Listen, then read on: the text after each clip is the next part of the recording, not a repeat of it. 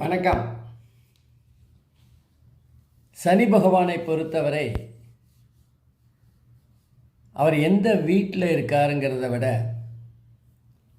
சனி என்ன ஆதிபத்தியம் பெற்றிருக்கார் அப்படிங்கிறது கூட பெரிய அளவுக்கு பலன் தரும்போது கை கொடுக்காது.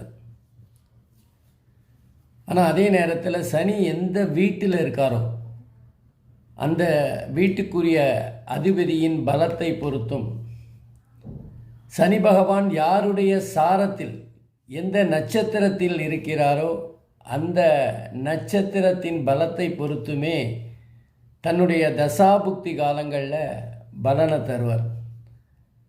ஆதிபத்தியமும் பலம் தரும். அதே நேரத்தில் சனியோட 3, 6, 11 இருந்தாலும் நல்ல பலனை தரும். ஆனால் அதே நேரத்தில் சனி 6, 8, 12 இருக்கேன்னு கவலைப்பட வேண்டிய அவசியம் இல்லை.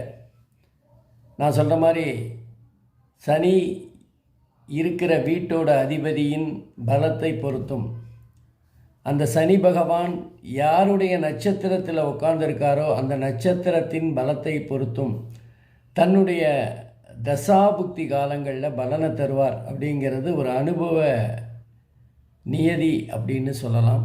நன்றி, வணக்கம்.